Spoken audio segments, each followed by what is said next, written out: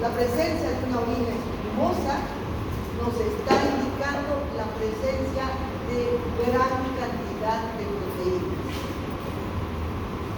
En concepto hablamos de síndrome nefrótico cuando al cuantificar la proteinuria de 24 horas encontramos que esta es mayor a 3.5 gramos por día. Gran cantidad de proteinuria no puede pasar desapercibida.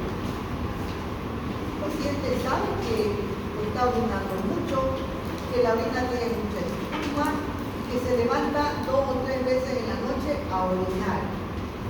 Les explicaba por qué el paciente se levanta a orinar en la noche, porque esta es una diuresis osmótica. Durante este proceso, el pasaje de proteínas anormal, obviamente anormal, el pasaje de proteínas hacia los túbulos aumenta la osmolaridad de ese ultrafiltrado. Al aumentar la osmolaridad, arrastra consigo agua, orina. ¿Sí? Entonces, el paciente orina más veces y más volumen. Orina 3, 5 litros, 7 litros, dependiendo de la cantidad de proteínas que pierda por la orina. Entonces, en concepto, hablamos de síndrome nefrótico cuando el paciente tiene en la orina una cantidad igual o mayor a 3.5 gramos en 24 horas. La única manera de saberlo es cuantificarlo. No podemos hacer al tanteo. No se puede saber al tanteo. Se puede sospechar, pero para definirlo tenemos que cuantificar. Significa que el paciente tiene que reunir orina de 24 horas y llevar al laboratorio para que lo cuantifiquen, esa orina, la cantidad de proteínas, ¿no? Como consecuencia de ello, si el paciente está perdiendo muchas proteínas, empieza a bajar la cantidad de proteínas en sangre. ¿Cuál es la principal proteína de la sangre? La albúmina. Entonces, cuantificamos esta cantidad de proteínas en orina y estamos obligados a cuantificar las proteínas en sangre. ¿Saben cuál es la cantidad normal de proteínas en sangre?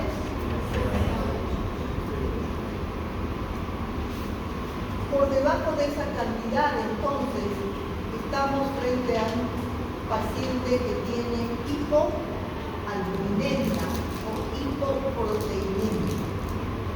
Vamos agarrando ya entonces las características del síndrome nefrótico. Proteinuria mayor de 3.5 gramos y como consecuencia de la pérdida de proteína, hipoalbuminemia o hipoproteinemia.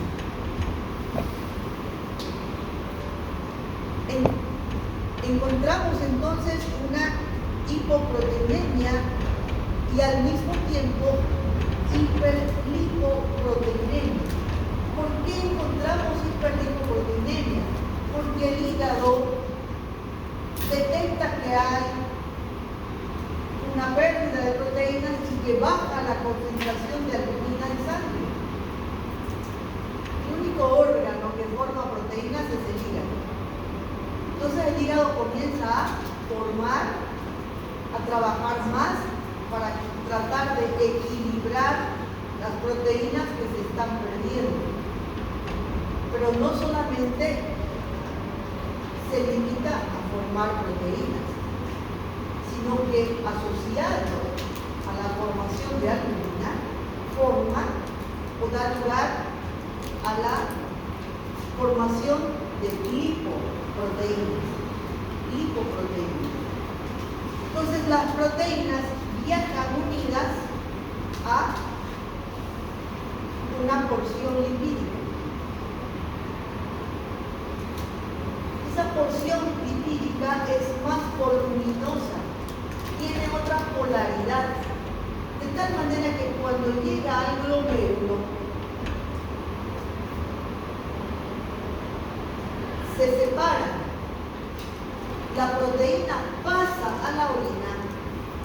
la parte lipídica se queda en la sangre. Entonces, perdemos proteína, pero retenemos líquidos. Hay la tercera característica, ¿no? Entonces hablamos de que hay proteinuria, hipoproteinemia, pero al mismo tiempo hiperglicoproteinemia. De estas lipoproteínas, principalmente el colesterol, hay hipercolesterolemia y hay hipertrigliceridemia.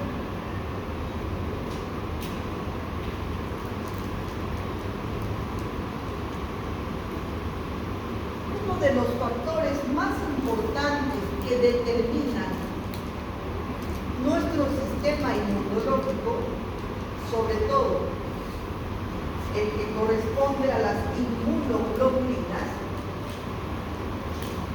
está determinado por la concentración de proteínas, por la formación de proteínas. Si no hay una adecuada cantidad de proteínas de albúmina, hay una disminución de inmunoglobulinas. Por lo tanto, el paciente tiene una mayor predisposición a tener infecciones. Al mismo tiempo, este paciente que forma mucha albúmina en el hígado y que la pierde al mismo tiempo, forma gran cantidad de lipoproteínas, colesterol, triglicéridos, y como se deshidrata, el paciente pierde volumen, está hemoconcentrado, aparecen otras dos manifestaciones que puede presentar este paciente con síndrome nefrótico. Uno, que es la tendencia a formar trombos. ¿Por qué? Por hemoconcentración. Por hemoconcentración.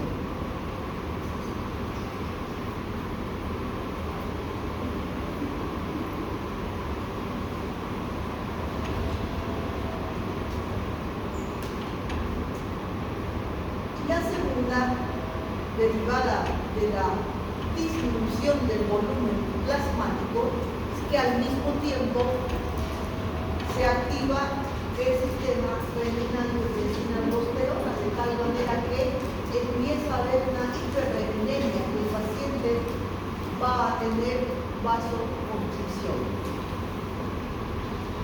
El dato más importante entonces para poder clasificar una proteinuria en síndrome nefrótico es esta cantidad de proteínas. Lo otro es consecuencia de la proteinuria, de la gran proteinuria. Hay pacientes que tienen hasta 15 gramos por día, es decir, no hay todas las proteínas se eliminan y al mismo tiempo el paciente va presentando edema generalizado. Ya saben por qué. Y al mismo tiempo tiene que tener infecciones y al mismo tiempo el paciente puede fallecer o puede presentar en cualquier momento tromboembolismo. Ya saben también por qué. ¿Por qué es que se produce el síndrome nefrótico? ¿Por qué es que el glomérulo empieza a dejar pasar las proteínas? Porque hemos dicho que normalmente no pasan las proteínas. Bueno, resulta que estamos hablando de un trastorno que afecta la membrana glomerular. Estamos hablando de enfermedades que afectan el glomérulo, que afectan la membrana glomerular.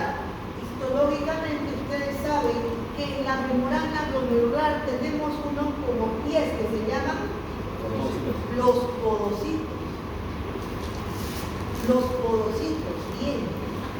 Es ahí en los podocitos que o se permite o no se se permite el filtrado de sustancias de alto volumen, como por ejemplo grasas, proteínas.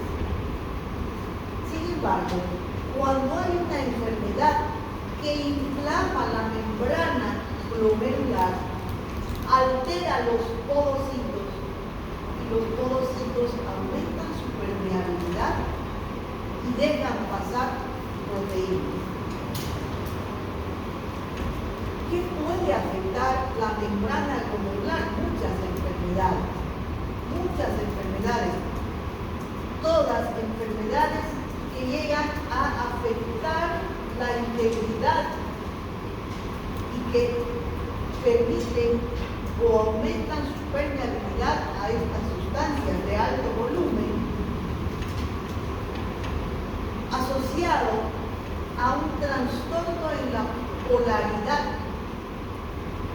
polaridad de las proteínas y los podocitos que permiten el pasaje de proteínas.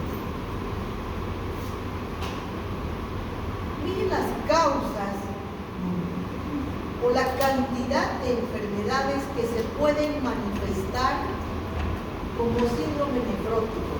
Es decir, cuando decimos síndrome nefrótico tenemos que ponernos a leer, tenemos que ponernos a buscar causas por las cuales ese paciente está con una enfermedad glomerular. Empezando por estas: nefropatía de cambio mínimos, esclerosante, membranosa, membranoproliferativa. Hasta aquí, glomerulonefritis, membranoproliferativa, son las enfermedades autoinmunes las que habitualmente provocan un daño inflamatorio a nivel de la membrana glomerular, alterando su estructura, provocando un trastorno inflamatorio, edema, aumento en la permeabilidad, de tal manera que se produce un síndrome nefrótico. Enfermedades autoinmunes, como por ejemplo el lupus eritematoso sistémico. Nefritis intersticial, nefropatía por IgA, es una nefropatía que no se sabe qué la ocasiona, pero empieza a producirse un depósito anormal de inmunoglobulina A en la membrana glomerular, alterando su estructura y haciendo que permita el pasaje de proteínas. Hay otro tipo de nefropatías por C1Q, nefropatía por IgM, menos frecuentes. Estas son las más frecuentes y son de origen inmunológico, autoinmune. Otras causas del síndrome nefrótico, por ejemplo, enfermedades sistémicas, les decía, lupus eritematoso sistémico, enfermedad mixta de tejido conectivo, vasculitis como el síndrome de Goodpasture y otro tipo de enfermedades, todas autoinmunes. De las enfermedades metabólicas, en primer lugar, la diabetes mellitus. Enfermedades infecciosas, varias enfermedades infecciosas, bacterianas o virales, pueden ocasionar una respuesta a partículas de la cápsula o componentes del núcleo o de las bacterias o de los virus que van y tienen afinidad con la membrana glomerular, van y se depositan allá, y entonces se despierta a ese nivel toda una respuesta inflamatoria que termina alterando la membrana glomerular. Existen algunos procesos neoplásicos, principalmente linfomas o leucemias, que pueden alterar también la membrana glomerular y dar lugar a síndrome nefrótico. Fármacos, como les mencionaba en otra clase, metales pesados como el mercurio, otros medicamentos Y bueno, enfermedades o trastornos relacionados al último trimestre del embarazo, como la preeclampsia y eclampsia, que se caracterizan por gran proteinuria. Como ven, una gran cantidad de enfermedades que uno tiene que investigar. Lo importante es saber, básicamente, que la presencia de proteínas en la orina no es normal, que cuando cuantificamos la proteína, las proteínas en la orina, la proteinuria, y es más de 3.5, es un síndrome nefrótico que habrá que buscar estas causas, claramente dependiendo de qué otras cosas tiene el paciente. Entonces, estadísticamente, tenemos que la causa más frecuente de síndrome nefrótico son de origen autoinmune por nefropatía membranosa, está aquí en quinto lugar, la nefropatía en sexto lugar, la nefropatía diabética,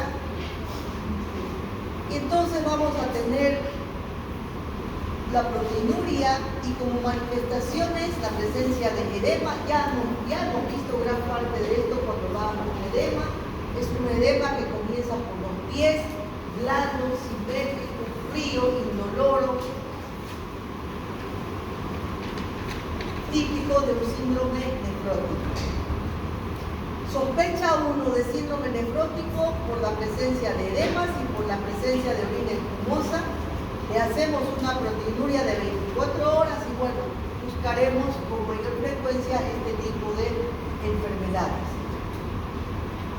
Les mostraba este análisis de orina ayer y es una proteinuria de 24 horas donde el paciente está claramente con un síndrome nefrótico, tiene 5.4 gramos de proteinuria en 24 horas. Es un síndrome nefrótico, aquí donde ustedes vayan, es un síndrome nefrótico. El examen que tenemos que pedir es una proteinuria de 24 horas. Las manifestaciones, les mencionaba ya, estas, y todas son explicables por la proteinuria y la hipoalbuminemia. Todas se explican por eso. Entonces, hipoalbuminemia, edema, hiperlipidemia, pérdida de inmunoglobulinas y factores de complemento, lo que predispone a infecciones, trombosis, hipertensión arterial, y si uno no encuentra la causa o dependiendo de la enfermedad de base, un síndrome nefrótico puede evolucionar hacia una insuficiencia renal. Una insuficiencia renal crónica, una falla renal crónica. Y ya saben cuál es el final de una insuficiencia renal crónica. En este pacientito, como ven, no hay lugar donde no tenga edema. Miren los piecitos, ¿no? Edematizados, las piernas edematizadas, las manitos edematizadas, tiene edema escrotal, seguramente tiene ascitis y fíjense la carita también edematizada. Ese es un estado de anasalgia, el extremo al cual lleva un síndrome nefrótico. Cuando uno ve a un paciente así, aún sin haber visto un examen de orina, sin haber cuantificado proteinuria, lo primero que tienen que pedir es proteínas totales, albúmina y un examen de orina para ver si es que hay proteinuria.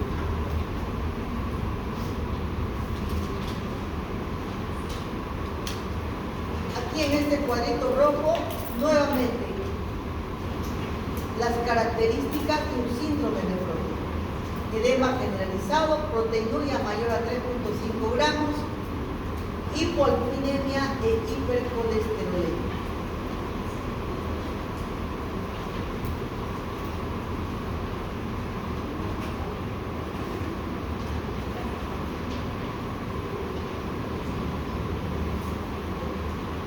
La nefropatía de cambios mínimos es una causa de síndrome nefrótico.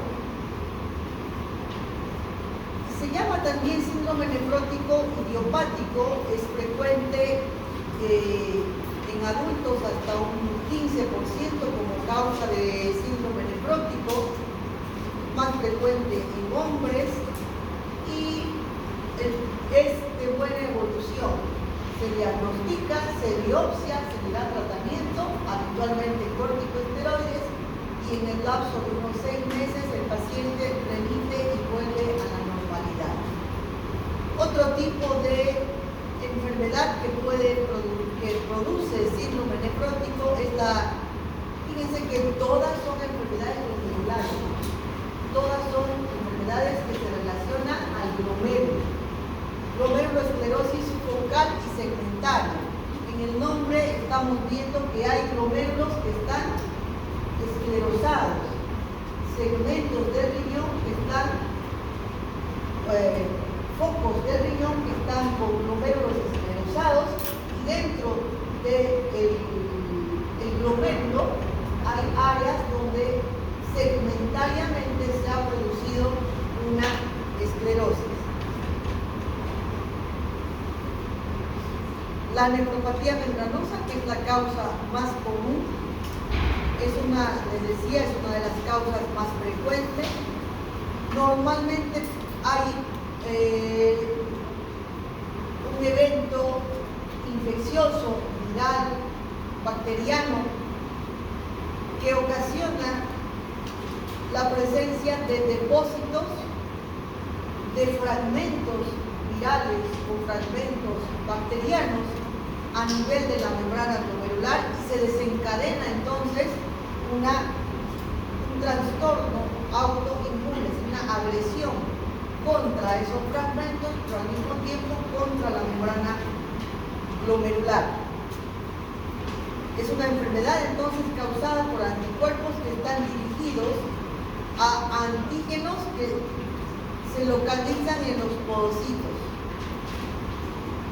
Ahí causan un depósito de uniones antígeno-anticuerpo de inmunocomplejos antígeno-anticuerpos que se depositan a ese nivel, y una vez que se depositan a ese nivel, desencadenan quimiotaxis y respuesta inflamatoria ya localizada. Puede ser primaria o idiopática.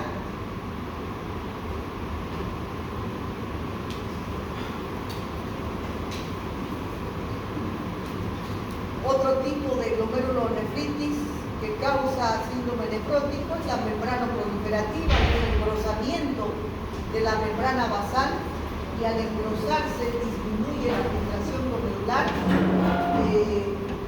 en tanto que aumenta la cantidad de proteínas que aparecen en la orina. El otro síndrome es el síndrome nefrítico. Y nuevamente aquí volvemos al principio. Lo determina la cantidad de proteínas que aparecen en la orina. Definimos un síndrome nefrítico cuando no solamente existe proteinuria, sino que existe un proceso inflamatorio que origina una inflamación de todo el glomérulo. Característicamente, la proteinuria es menor a 2.5 gramos por 24 horas, pero además, por ser un proceso inflamatorio, hay hematuria. No hay solamente proteinuria, hay hematuria. Y como hay hematuria, hay cilindros hemáticos.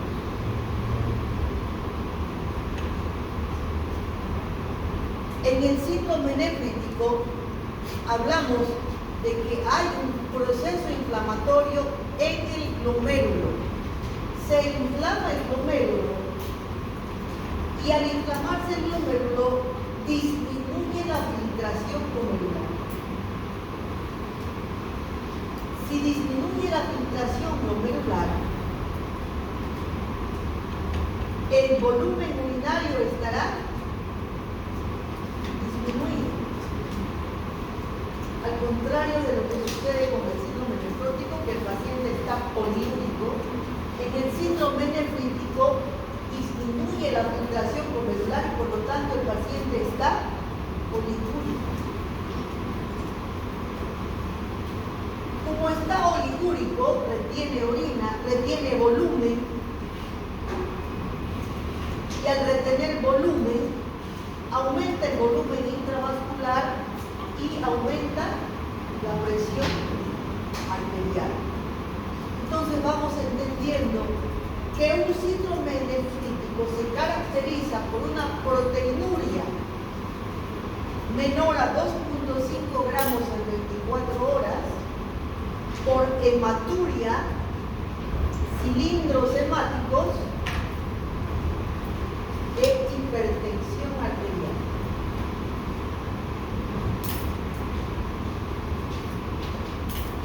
Esta hematuria es muy importante porque también la vamos a poder caracterizar en una orina. Cuando yo recibo un análisis de un sedimento urinario, puedo decir este es un síndrome nefrítico, aunque no vea el paciente. ¿Por qué? Porque va a haber proteinuria, va a haber hematuria, va a haber cilindros hemáticos y va a haber, como hay una gran hematuria, eritrocitos normales que han conservado su forma, pero van a haber eritrocitos deformados y van a haber eritrocitos rotos. Entonces va a haber, en términos médicos, hematuria, cilindros hemáticos, dismorfismo eritrocitario,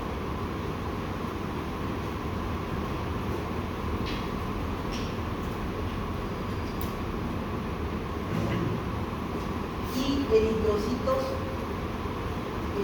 partes de eritrocitos rotos, eritrocitos estallados, dismorfismo eritrocitario.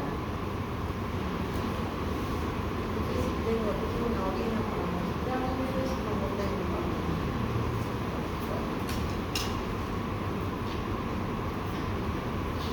Tengo una orina para mostrar. Esos eritrocitos rotos, estallados, se llaman eritrocitos crenados o glóbulos rojos crenados. Si yo veo eso en un informe de un examen de orina, no me cabe duda de que estoy frente a un síndrome nefrítico.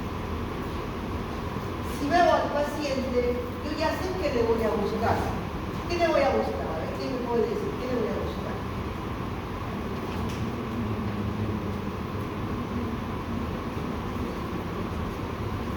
Ha debido llevar en psicología la facies nefrítica, ¿verdad? ¿Cómo es la facies nefrítica? ¿Se acuerdan? Edema. ¿Edema de qué? Edema bilateral, bipalpebral. Bilateral, bipalpebral. Asociado a una palidez citrina.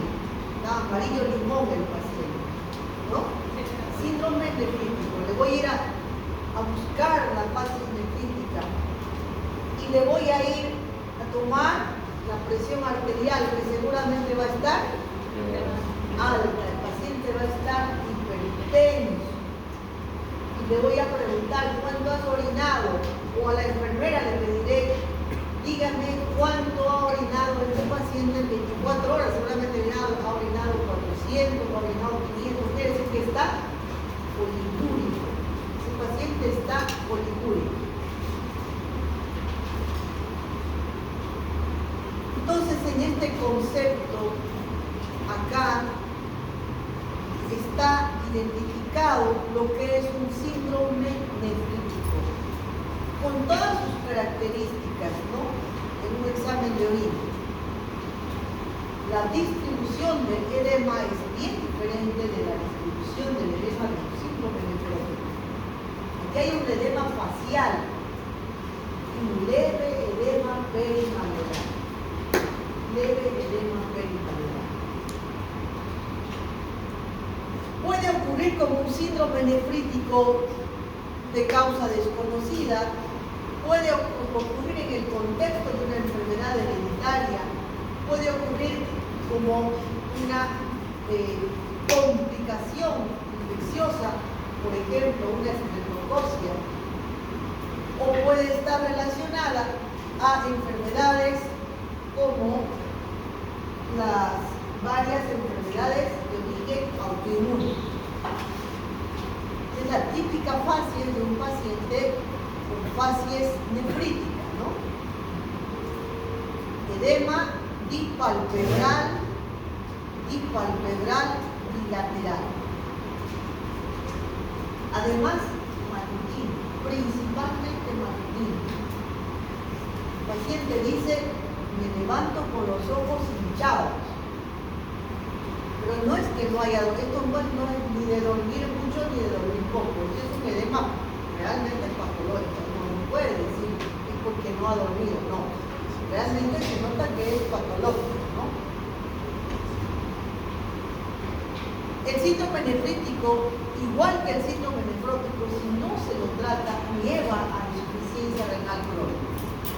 Fíjense las causas de síndrome nefrítico. En menores de 15 años, la glomerulonefritis aguda postinfecciosa. Púrpura de Schleyer-Hennig. Entre 15 y 65 años, nefropatía por IgA. Mayores de 65 años, nefropatía por IgA, pero principalmente ya enfermedades raras, complejas, como las vasculitis. ¿Por qué se producen todas estas manifestaciones a nivel glomerular? En el síndrome nefrítico, lo que hay no es una lesión de la membrana glomerular como en el síndrome nefrótico. Aquí hay una inflamación de todo el glomérulo. Se inflama todo el glomérulo. Y como hay inflamación de todo el glomérulo, hay una gran vasodilatación y hay no solamente proteinuria, sino principalmente hematuria, que es el sello que en ambos le pone prácticamente el diagnóstico.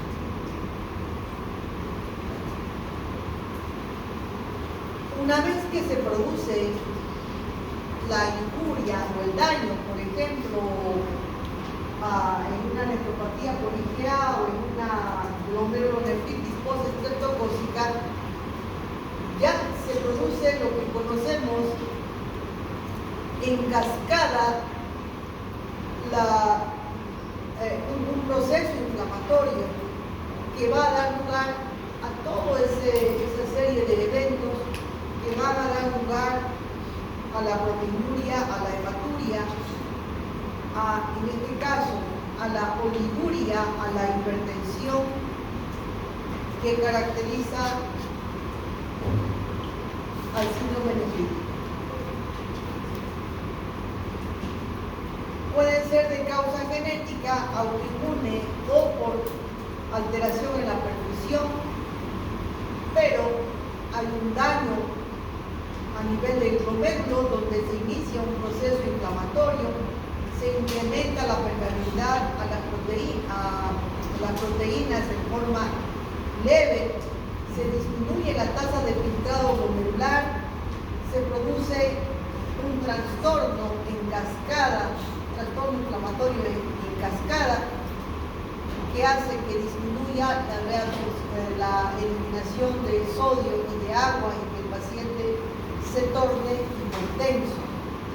Además, como activación secundaria de un proceso inflamatorio y en cascada, también se activan fenómenos de microtrombosis, el sistema de complemento por cualquiera de las tres vías Y puede ser que entonces vemos al paciente y tenemos que definir si es que este síndrome nefrítico es por una enfermedad sistémica o es por una enfermedad postinfecciosa o es una enfermedad por IgA. Estos son los cilindros hemáticos. Fíjense cómo el acúmulo de glóbulos rojos se adopta la forma de los túbulos y se ve eso en la orina, se ve en un sedimento urinario. No solamente se ven los cilindros, sino que se ven glóbulos rojos, ¿no? Algunos deformados, algunos glóbulos rojos en fragmentos. El síndrome nefrítico puede ser agudo y es importante diagnosticarlo, o simplemente llegamos tarde cuando ya es un síndrome nefrítico que ha ocasionado daño definitivo y estamos frente a un síndrome nefrítico con insuficiencia renal. En un síndrome nefrítico agudo, rápidamente el paciente empieza con oliguria, edema bipalpebral bilateral e hipertensión. Rápidamente, después de que se produce o se da inicio al proceso inflamatorio, disminuye la filtración glomerular, se produce vasoconstricción intrarrenal y se produce entonces oliguria. El paciente puede llegar a estar anúrico. En el sedimento de orina vamos a encontrar cilindros, glóbulos rojos dismórficos, glóbulos rojos grenados, algunos leucocitos, proteinuria menor a 2.5 gramos en 24 horas y algunas veces el paciente puede ver realmente que la orina es de color rojizo, de sanguinolenta, ¿no? Como carne lavada. Nunca he visto, seguramente los pediatras son los que ven una glomerulonefritis post-estreptocócica, pero igual que una valvulopatía o una lesión valvular por estreptococo, el mismo tipo de estreptococos tiene algunas cepas que de preferencia van a ir a depositarse a nivel glomerular. Son cepas que se llaman nefritógenas, cepas de estreptococo que tienen afinidad por ir al riñón. Luego de una infección en piel, casi siempre en piel, algunas veces faringea, con una amigdalitis estreptocócica, más o menos entre el séptimo y el 10º día, el paciente empieza a tener síntomas del síndrome nefrítico. Son actualmente niños, ¿no? Todos son hasta los 15 años se puede presentar eso. Disminuye el volumen urinario, hay malestar general, edema, aparición de edema, lo llevan al pediatra y está hipertenso. El antecedente es que aproximadamente 7 o 10 días antes ha tenido una infección en la piel o ha estado con una amigdalitis estreptocócica. ¿Qué lesiones en piel? Principalmente las provocadas por estreptococo son lesiones ampollares que están dentro de un trastorno que se llama vértigo contagioso. Son ampollas de cubierta muy delgada, la epidermis muy delgada, de contenido acuoso claro, que prácticamente uno las ve ahorita y al minuto ya no las ve porque fácilmente se decapitan, o sea, se revientan. Y dejan lo que se llama una costra pericélica, como si hubieran puesto miel y la miel se hubiera secado, como miel. Costra pericélica. ¿Dónde aparece eso? aparece en la cara, alrededor de la nariz, alrededor de la boca, con las orejas o en algunos pliegues axilares, inguinales. Típicas lesiones ampolares de contenido claro que rápidamente se decapitan y dejan una costra color miel que se llama costra melicémica. Son lesiones que uno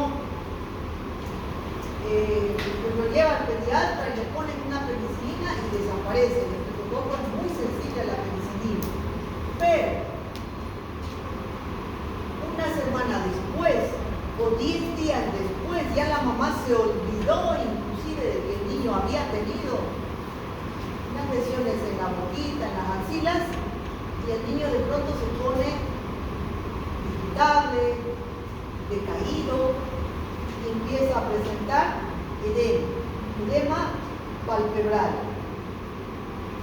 Lo vuelve a llevar al pediatra y muchas veces hasta se olvida que uno 10 días atrás tuvo lesiones en piel o no las relaciona.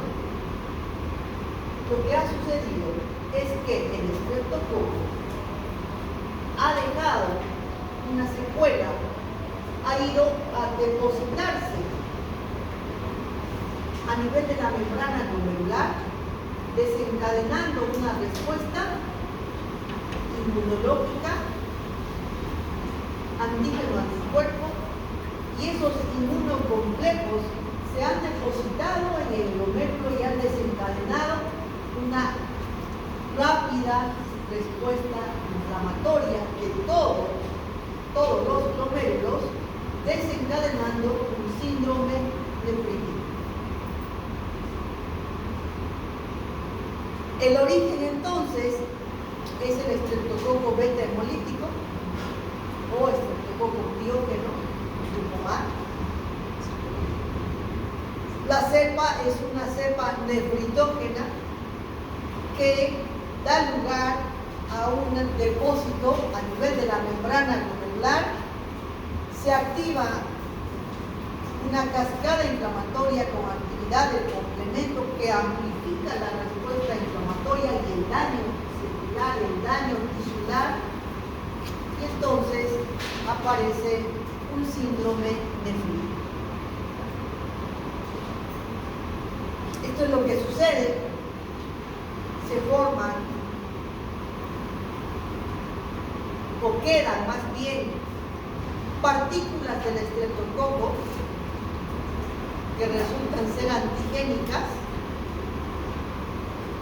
y que son bloqueadas o se unen inmunoglobulinas y viajan por la sangre y van y se depositan en la membrana glomerular.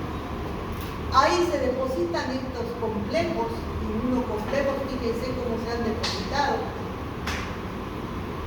Y al mismo tiempo, estos inmunocomplejos que están en la membrana basal glomerular activan el complemento. Y el complemento amplifica la respuesta inflamatoria y al mismo tiempo daña localmente el tejido glomerular. Las manifestaciones clínicas pues ya son fáciles, entonces hay insuficiencia renal aguda, hipertensión, hematuria y proteinuria menor a 2.5 gramos. Lo bueno de todo esto es que es un proceso autolimitado. Va a pasar. Claramente hay que darle un soporte con antibióticos, con corticoides, con diuréticos, con antihipertensivos, hasta que logre el paciente recuperarse. Otra causa son las glomerulonefritis membranoproliferativas. Hay una proliferación de la membrana basal, donde la membrana basal se va engrosando glomerulonefritis por depósito de IgA. Igual la IgA forma inmunocomplejos que se depositan a nivel de la membrana basal. El lupus eritematoso es una causa frecuente de glomerulonefritis. Y entonces tenemos esos dos síndromes, el síndrome nefrótico y el síndrome nefrítico. Bueno, ahora vamos a ver hipertensión de origen renal, hipertensión renovascular. Gráficamente, fíjense que ambos riñones reciben irrigación ¿por quién? Por la arteria renal. Hablamos de hipertensión renovascular cuando por algún motivo hay una alteración o disminución de la llegada de sangre por una estenosis de la arteria renal. Una estenosis de la arteria renal. Enfermedad renovascular es un síndrome que puede estar relacionado a varias causas, pero que lleva a una estenosis de la arteria renal principal o de una de sus ramas. Esta estenosis va a dar lugar a un aumento de la presión a nivel de la arteria aferente del glomérulo y va a dar como consecuencia una disminución del flujo sanguíneo glomerular, por lo tanto disminución del filtrado glomerular, y la consecuencia principal es una nefropatía isquémica que se va a manifestar por hipertensión arterial severa. No es una hipertensión arterial de 130, 90, no. Los pacientes tienen 200, 110. Son pacientes hipertensos severos, habitualmente pacientes jóvenes. Hemos dicho que la hipertensión arterial esencial tiene una incidencia cada vez mayor relacionada estrechamente con el aumento de edad. A mayor edad, mayor hipertensión arterial esencial. Quiere decir que no es raro entonces encontrar un paciente de 60 años o de 70 años hipertenso. En este caso encontramos un paciente como ustedes de 20, 23 años hipertenso, no es normal. No vamos a pensar en hipertensión, no voy a pensar jamás en hipertensión arterial esencial si encuentro hipertenso a alguno de ustedes. Voy a pensar en una hipertensión de origen renal, de origen secundario, principalmente renal, de origen renal. Tengo que buscar por qué ese paciente seguramente tiene una hipertensión o enfermedad renovascular. Hablamos de enfermedad renovascular cuando la hipertensión o la enfermedad renal es secundaria a isquemia renal. ¿A isquemia de qué? A una isquemia determinada por una estenosis de la arteria renal o una de sus ramas principales. Hay una reducción importante del flujo sanguíneo renal con disminución de la llegada de sangre a la arteriola aferente y el resto es historia que ya la saben.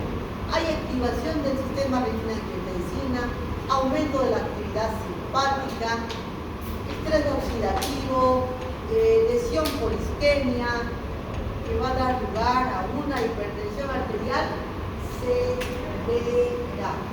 severa. Algunas veces ni siquiera el paciente consulta por la hipertensión, simplemente llega a la emergencia ¿con qué? Con un accidente cerebrovascular. O el paciente va al oftalmólogo porque de pronto queda ciego de un ojo, porque tiene desprendimiento de retina. Todas consecuencias por lesión de órgano blanco por una hipertensión severa. Pues fíjense que debemos sospechar de hipertensión renovascular Cuando escuchamos un soplo típico por estenosis renal, semiológicamente es soplo a nivel abdominal, hay que buscar estenosis de arteria renal. Cuando hay asimetría renal, ecográficamente un riñón grande, el otro riñón chico, hipertensión de inicio antes de los 30 años de edad, hipertensión maligna o acelerada, enfermedad renal crónica rápidamente evolutiva, hipertensión arterial de difícil tratamiento, hay que buscar hipertensión o enfermedad renovascular. Bueno, aquí nos quedamos.